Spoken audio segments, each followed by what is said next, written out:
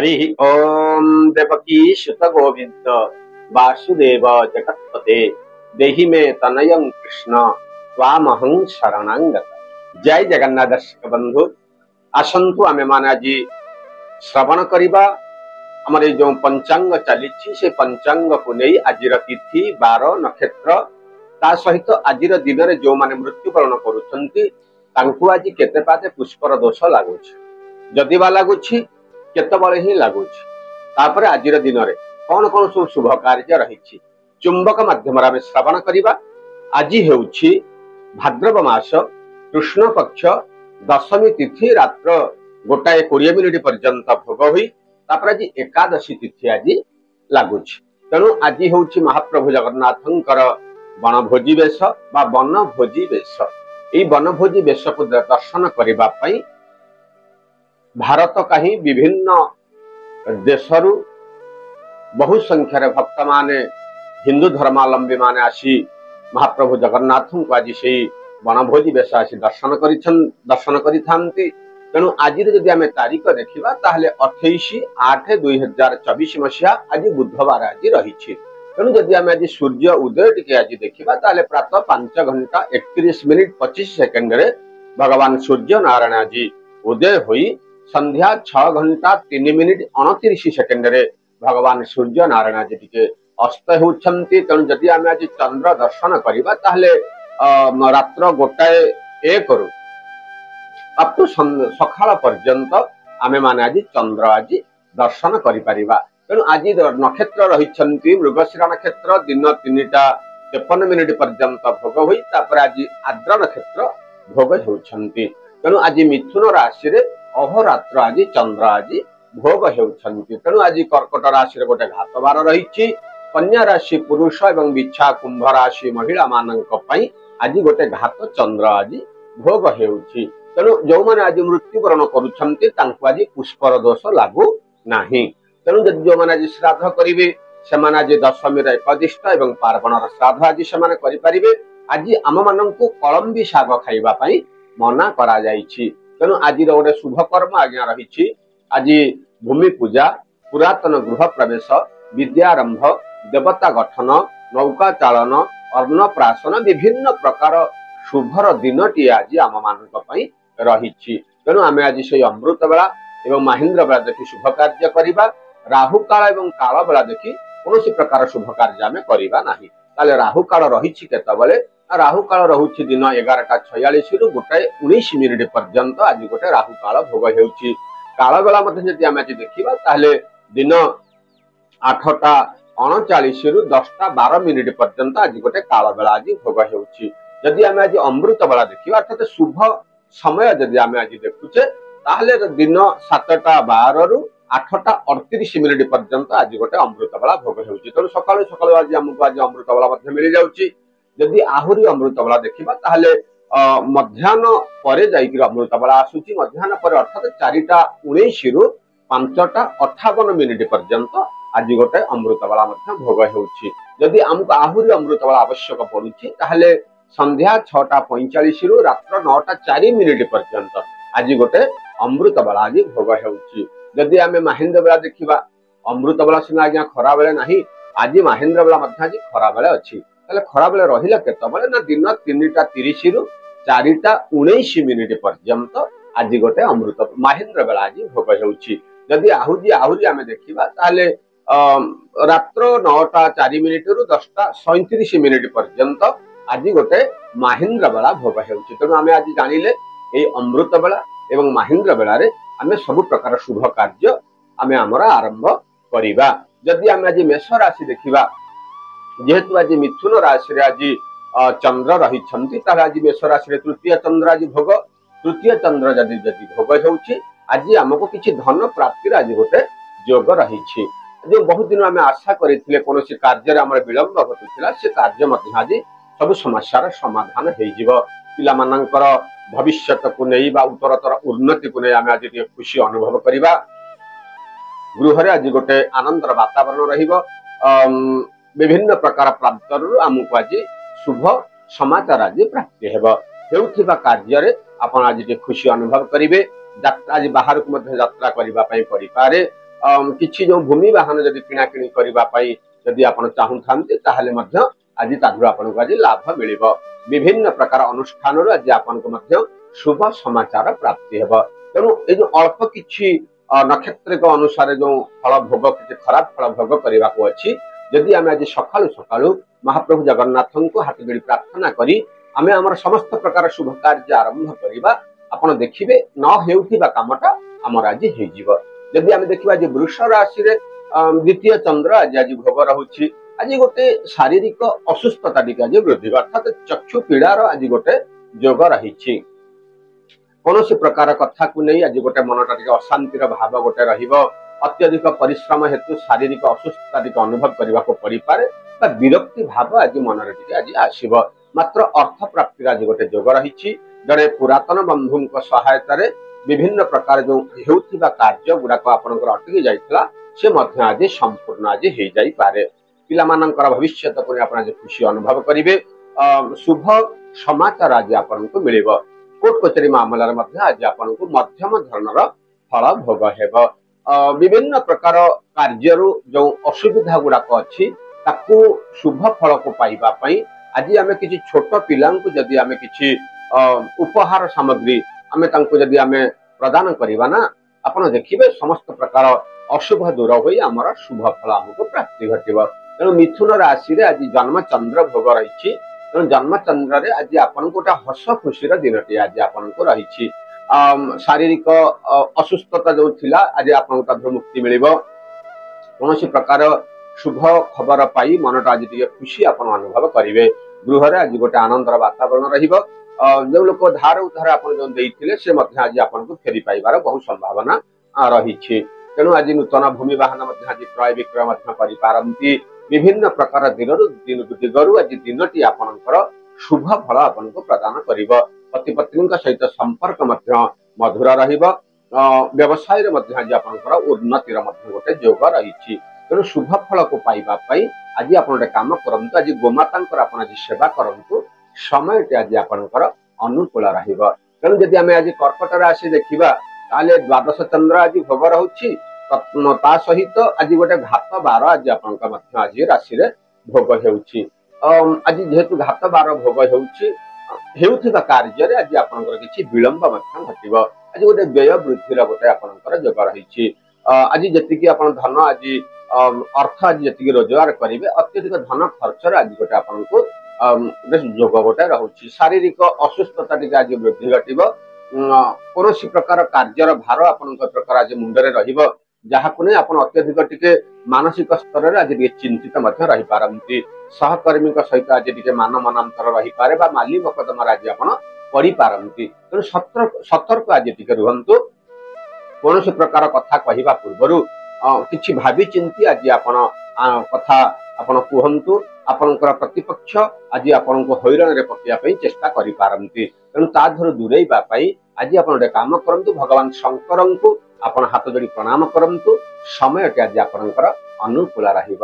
ତେଣୁ ଯଦି ଆମେ ସିଂହ ରାଶି ଦେଖିବା, ଏକାଦଶ ଚନ୍ଦ୍ର ଭୋଗ ରହିଛି ସତ୍ୟ, ମାତ୍ର ଆଜି ଗୋଟେ କୌଣସି କଥାକୁ ନେଇ ଆପଣଙ୍କର ସହକର୍ମୀଙ୍କ ସହିତ ଆଜି ଗୋଟେ ମାନ ମନାନ୍ତର ଆଜି ଗୋଟେ ରହିପାରେ। ବିଭିନ୍ନ ପ୍ରକାର ସଭା ସମିତିରୁ ଆପଣଙ୍କୁ ପ୍ରଶଂସା ମଧ୍ୟ ପ୍ରାପ୍ତି ଘଟିବ। କୌଣସି ପ୍ରକାର କାର୍ଯ୍ୟର ନେତୃତ୍ୱ ନେଇ ଆଜି ଆପଣ ଟିକେ ବିବାଦୀୟ ହେଇପାରନ୍ତି। ତେଣୁ ଆଜି ମଧ୍ୟ ଦୂରଯାତ୍ରା ମଧ୍ୟ କରିବାକୁ ପଡିପାରେ। ମାଲି ମକଦ୍ଦମାରେ ଆଜି ଆପଣଙ୍କୁ ପଡିପାରେ। ପଡିବା ପାଇଁ ଯୋଉ ଆପଣଙ୍କର ଯୋଉ ନିନ୍ଦୁକ ମାନେ ଆପଣଙ୍କୁ କିଛି ମାଲି ମକଦ୍ଦମାରେ ପକେଇବା ପାଇଁ ଚେଷ୍ଟା କରନ୍ତି, ତାହେଲେ ଆଜି ଆପଣ ମଧ୍ୟ ତା ଦେହରୁ ଟିକେ ବିରତି ରୁହନ୍ତୁ। କାହାକୁ କୌଣସି ପ୍ରକାର କଥା କହିବା ପୂର୍ବରୁ କିଛି ଚିନ୍ତା କରି ଆପଣ ଆଜି କଥାବାର୍ତ୍ତା କରନ୍ତୁ।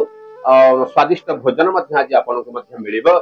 ବିଭିନ୍ନ ପ୍ରକାର ଆପଣଙ୍କର ସହକର୍ମୀଙ୍କ ସହିତ ସମ୍ପର୍କ ଖରାପ ରହିଲେ ମଧ୍ୟ ଆଜି ଆପଣଙ୍କୁ ମାନ ସମ୍ମାନ ମଧ୍ୟ ତାଙ୍କ ପାଖରୁ ଆଜି ପ୍ରାପ୍ତି ହେବାର ଗୋଟେ ଯୋଗ ରହିଛି। ଉଚ୍ଚ ପଦସ୍ଥ ଅଧିକାରୀଙ୍କ ସହିତ ମଧ୍ୟ ସମ୍ପର୍କ ଆଜି ଟିକେ ଖରାପ ରହିପାରେ।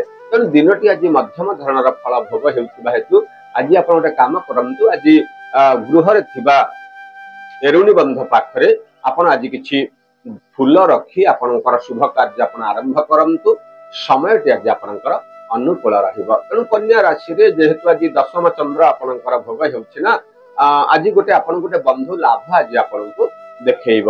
କୌଣସି ପ୍ରକାର କାର୍ଯ୍ୟକୁ ନେଇ ଆପଣ ଯଦି ଚିନ୍ତିତ ରହିଥିଲେ ସେ ଚିନ୍ତାରୁ ମଧ୍ୟ ଆଜି ଆପଣଙ୍କୁ ମୁକ୍ତି ମିଳିବ। ହେଉଥିବା କାର୍ଯ୍ୟରେ ଆପଣ ଆଜି ଟିକେ ଶାନ୍ତି ଅନୁଭବ କରିବେ। ପତି ପତ୍ନୀଙ୍କ ସହିତ ମଧ୍ୟ ସମ୍ପର୍କ ଉତ୍ତମ ରହିବ। କୋର୍ଟ କଚେରୀ ମାମଲାରେ ମଧ୍ୟ ଆଜି ଆପଣଙ୍କୁ ମଧ୍ୟମ ଧରଣର ଫଳ ଆଜି ଭୋଗ ହେବାକୁ ଯାଉଛି। ତେଣୁ ଜଣେ ଅଚିହ୍ନା ବନ୍ଧୁଙ୍କର ସହାୟତାରେ ଆଜି ଆପଣଙ୍କର ସମସ୍ତ କାର୍ଯ୍ୟ ମଧ୍ୟ ସମ୍ପୂର୍ଣ୍ଣ ଆଜି ହେଇଯାଇପାରେ, ଯାହାକୁ ନେଇ ଆପଣ ଆଜି ଗୋଟେ ଖୁସି ବ୍ୟକ୍ତ କରିବେ। ବହୁତ ଦିନରୁ ଆଶା କରିଥିବା କାର୍ଯ୍ୟରୁ ଆଜି ଆପଣଙ୍କୁ ସଫଳତା ମଧ୍ୟ ମିଳିବ। ତେଣୁ ବିଭିନ୍ନ ପ୍ରକାର ଅନୁଷ୍ଠାନରୁ ଆପଣଙ୍କୁ ମଧ୍ୟ ସମସ୍ତ ପ୍ରକାର ଶୁଭ ଫଳ ଆପଣଙ୍କୁ ପ୍ରାପ୍ତି ଘଟିବ। ତେଣୁ କିଛି ଯୋଉ ଅଶୁଭ ଫଳକୁ ଭୋଗ କରିବା ଆପଣଙ୍କର ରାଶିରେ ରହିଛି, ସେ ଅଶୁଭ ଫଳକୁ କାଟିବା ପାଇଁ ଆପଣ ଆଜି ଗୋଟେ କାମ କରନ୍ତୁ। ଆଜି ଦେବଦେବ ମହାଦେବଙ୍କୁ ଆପଣ ହାତ ଯୋଡି ପ୍ରଣାମ କରନ୍ତୁ। ସମସ୍ତ ପ୍ରକାର ବିଘ୍ନ ଆଜି ଆପଣଙ୍କର ଖଣ୍ଡନ ହେଇଯିବ। ତେଣୁ ତୁଳା ରାଶି ଯଦି ଦେଖିବା ତାହେଲେ ନବମ ଚନ୍ଦ୍ର ଭୋଗ ହେଉଛି ଆପଣଙ୍କ ରାଶିରେ। ଆଜି ଗୋଟେ ମନ ଭିତରେ ଯୋଉଟା ଅଶାନ୍ତିର ଭାବ ଗୋଟେ ରହିବ ବା ହତାଶର ଭାବ, ଯୋଉ ଚିନ୍ତା ଯୋଉ କାର୍ଯ୍ୟ ପାଇଁ ଆପଣ ଚିନ୍ତା କରିଥିବେ ସେ କାର୍ଯ୍ୟଟା ସମ୍ପୂର୍ଣ୍ଣ ନ ହେବାରୁ ମନଟା ଆଜି ଗୋଟେ ହତାଶର ଭାବ ଆଜି ସୃଷ୍ଟି ହେଇପାରେ। ପାରିବାରିକ କ୍ଷେତ୍ରରେ ମଧ୍ୟ ଆଜି ଆପଣଙ୍କୁ ସମ୍ମାନ ମିଳିଲେ ମଧ୍ୟ କୌଣସି ପ୍ରକାର କାର୍ଯ୍ୟକୁ ନେଇ ଆପଣ ଆଜି ଟିକେ ଚିନ୍ତିତ ମଧ୍ୟ ରହିପାରନ୍ତି। ପତି ପତ୍ନୀଙ୍କ ସହିତ ସମ୍ପର୍କ ନିବିଡ଼ ରହିବ। ଆଜି ଗୃହକୁ ଆଜି ଅତିଥି ମାନେ ମଧ୍ୟ ଆଜି ଆସିପାରନ୍ତି। ବିଭିନ୍ନ ପ୍ରକାର ଉପାୟରୁ ଆପଣ ଆଶା କରିଥିବା କାର୍ଯ୍ୟ ଗୁଡାକ ଟିକେ ବିଫଳ ହେବାରୁ ମନଟା ଟିକେ ଆଜି ଟିକେ କଷ୍ଟ ଅନୁଭବ କରିବା ପାଇଁ ପଡିପାରେ।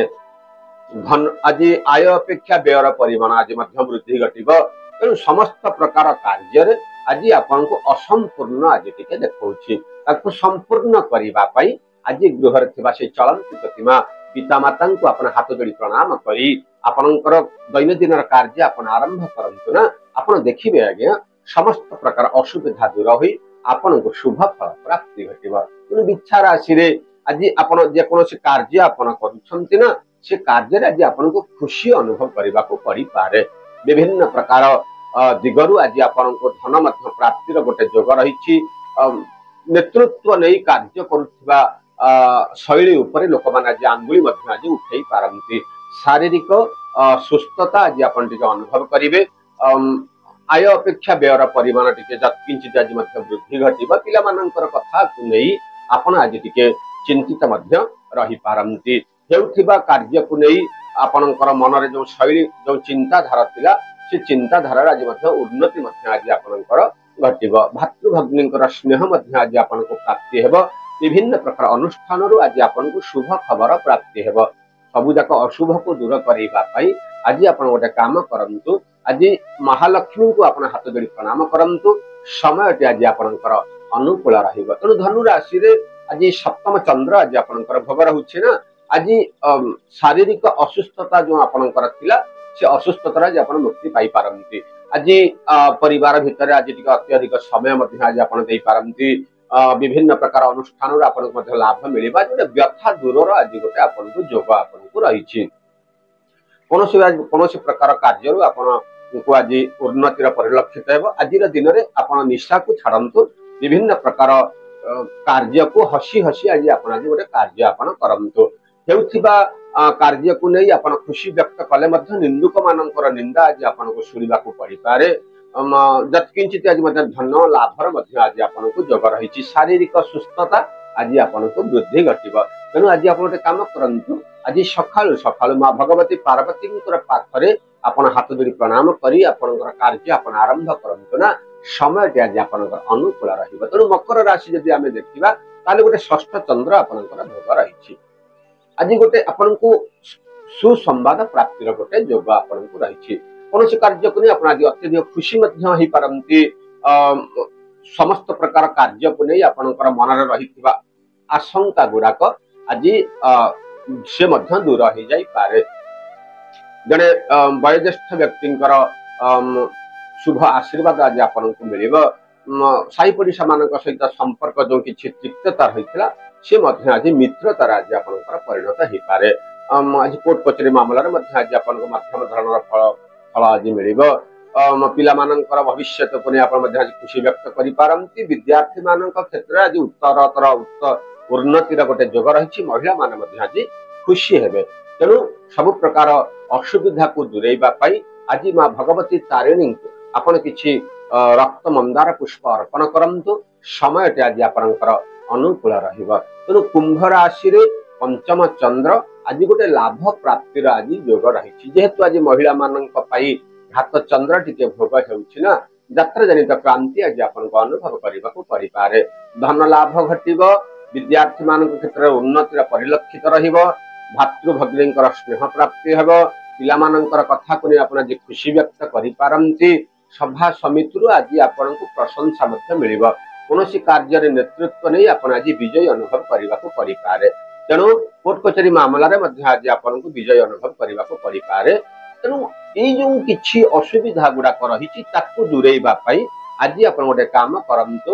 ଆଜି ଅଶ୍ୱସ୍ଥ ବୃକ୍ଷକୁ ଆପଣ ପୂଜା କରନ୍ତୁ। ସମୟଟି ଆଜି ଆପଣଙ୍କର ଅନୁକୂଳ ରହିବ। ତେଣୁ ସଭା ଶେଷ ରାଶି ମୀନ ରାଶିରେ ଚତୁର୍ଥ ଚନ୍ଦ୍ର ଯେହେତୁ ଆଜି ଆପଣଙ୍କର ଭୋଗ ରହୁଛି, ଆଜି ଗୋଟେ ଆପଣଙ୍କ ଜୀବନରେ ଆଜି ଗୋଟେ ବିବାଦ ଆଜି ଗୋଟେ ଦେଖାଦେଇପାରେ। କୌଣସି ପ୍ରକାର କାର୍ଯ୍ୟକୁ ନେଇ ଆପଣ ଯୋଉ ଖୁସି ବ୍ୟକ୍ତ କରୁଥିଲେ ସେ କାର୍ଯ୍ୟରେ ଆଜି ଆପଣଙ୍କର ବିଘ୍ନ ଆଜି ରହିବ। ନିନ୍ଦୁକ ମାନଙ୍କର ନିନ୍ଦା ଆଜି ଆପଣଙ୍କର ଶୁଣିବାକୁ ପଡିପାରେ। ବିଭିନ୍ନ ଲୋକମାନଙ୍କର ଥଟ୍ଟା ତାମସା ଶୁଣି ଆପଣ ଆଜି ଟିକେ କଷ୍ଟ ନିଜକୁ ଅନୁଭବ କରିପାରନ୍ତି। ଆର୍ଥିକ କିଛି ଆଜି ମଧ୍ୟ କିଛି କୌଣସି କାରଣକୁ ନେଇ ମଧ୍ୟ ଖର୍ଚ୍ଚ ମଧ୍ୟ ହେଇପାରେ। କିଛି ଅସୁବିଧା ଯୋଉ ଆପଣଙ୍କର ଜୀବନରେ ଯୋଉ ଘଟୁଥିଲା, ଆପଣ ଚିନ୍ତା କରୁଥିଲେ ଆଜି ମତେ ସବୁ ସୁବିଧା ଆଜି ମିଳିବ, ତା ଦେହରେ ଆଜି ଟିକେ ସୁବିଧା ଆସିବା ପାଇଁ ଆପଣ ଟିକେ ଆଜି ସମୟ ଟିକେ ଲାଗିବ। ତେଣୁ ଏଇ ଯୋଉ ଅସୁବିଧା ଗୁଡାକ ସବୁ ରହିଛି, ତେଣୁ ତାକୁ କାଟିବା ପାଇଁ ଆଜି ଆପଣ ମା ଭଗବତୀ ବଗଳାମୁଖୀଙ୍କୁ ଆପଣ ହାତ ଯୋଡି ପ୍ରଣାମ କରନ୍ତୁ ଏବଂ ତାଙ୍କୁ ମନ ମଧ୍ୟରେ ଆଜି ଚିନ୍ତା କରନ୍ତୁ। ଆପଣ ଦେଖିବେ ତାଙ୍କ କୃପାରୁ ସମସ୍ତ ବିବାଦର ସମାଧାନ ହେଉଥିବ।